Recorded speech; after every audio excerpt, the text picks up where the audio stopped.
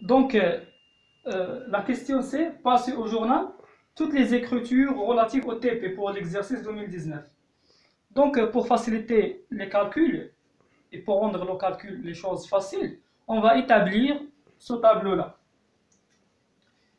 On met ici la nature TP, CD, c'est-à-dire la quantité des titres CD, non CD, la quantité c'est le nombre. On va calculer la provision 2019, la provision 2018. On va faire l'ajustement pour comprendre qu'il y a des dotations ou reprises. Donc, la quantité des titres CD. Donc, on va ici,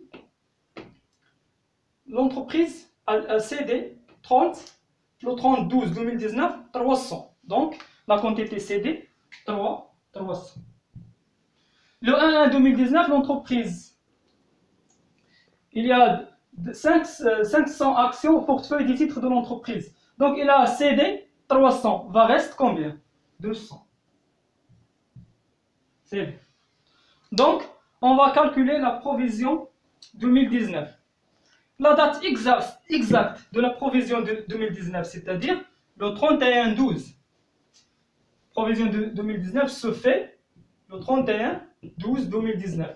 Donc l'entreprise a cédé le 30-12-2019, a cédé 300. Donc à cette date-là, l'entreprise, les actions ici n'appartiennent pas au portefeuille des entreprises. Donc l'entreprise n'a pas calculé cette provision parce qu'elles sont cédées. Elles sont cédées. Donc, pas de provision à cette date-là parce que les actions n'appartiennent pas au portefeuille de l'entreprise à cette date-là parce qu'ils ont cédé le 30-12-2019.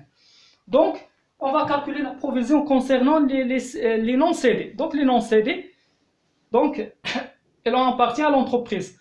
Donc, on va, pour savoir qu'il y a une provision ou non, on fait la différence entre le prix d'achat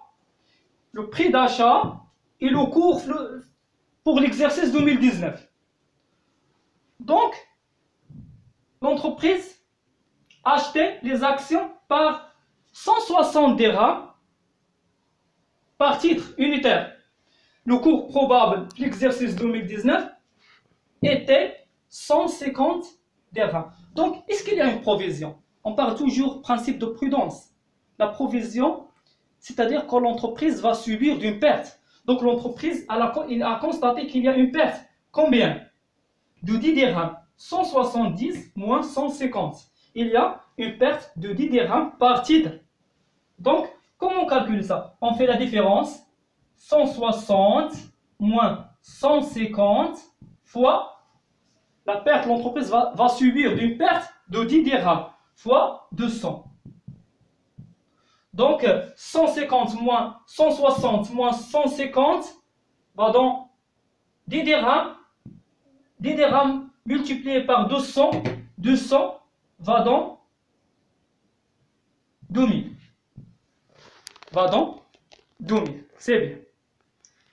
Pareil pour le calcul concernant la provision 2018.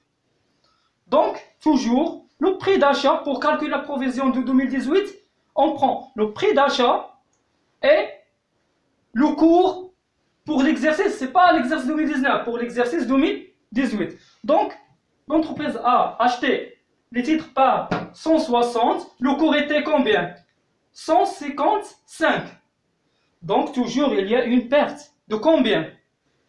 De 5 dirhams. Donc, l'entreprise va subir une perte de 5 dirhams. Toujours. Donc, pour les CD, on peut le calculer, c'est parce qu'elles ont cédé le 30-12-2019.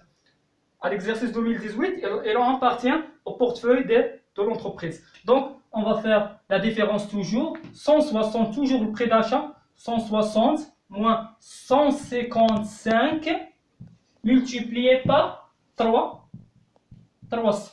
Donc, calcul. Donc, l'entreprise va subir d'une perte de 5 dirhams. 5 multiplié par 300 va dans 1500. 1500. L'essentiel d'écrire 1500. L'essentiel, c'est d'écrire. C'est pas la peine d'écrire ça. L'essentiel, c'est 1500. Même chose pour les non-cédés. Donc, toujours, on met la différence entre le prix d'achat et pour l'exercice 2018. On fait la différence avec le cours probable de 2018, pas de l'exercice 2019. Donc, toujours, l'entreprise va subir une perte de 5 dirhams. Donc, 160 moins 155 multiplié cette fois par 12. Donc, il y a une perte de 5 dirhams. 5 de 100 va dans 1000. Donc, comme j'ai dit, ce n'est pas la peine d'écrire ça, seulement pour vous expliquer. L'essentiel d'écrire directement 1500, 1000 ou bien 2000. Donc, on va faire la réajustement. Qu'est-ce que ça veut dire la réajustement? On prend la nouvelle provision, on fait la différence entre la nouvelle provision par l'ancienne provision. Donc 0 moins 1500 va dans un nombre négatif, c'est-à-dire il y a une reprise 1500. Toujours. 2000 moins 1000 va dans 1000, un nombre positif, c'est-à-dire il y a dotation. Donc, après avoir établi ce tableau-là, on va connaître les écritures comptables. Donc, il y a une dotation, il y a une reprise, il y a deux écritures, il y a la cession, parce que à cette date-là, le 30/12/2019, le comptable n'a pas fait les écritures de cession. Et il y a aussi la sortie. La sortie parce que l'entreprise a cédé 300 actions. Donc le maximum, c'est 4 écritures. Ça dépend des exercices. Au maximum, c'est 4. Et les autres exercices, peut-être 2 écritures, 3, ça dépend les données de l'exercice.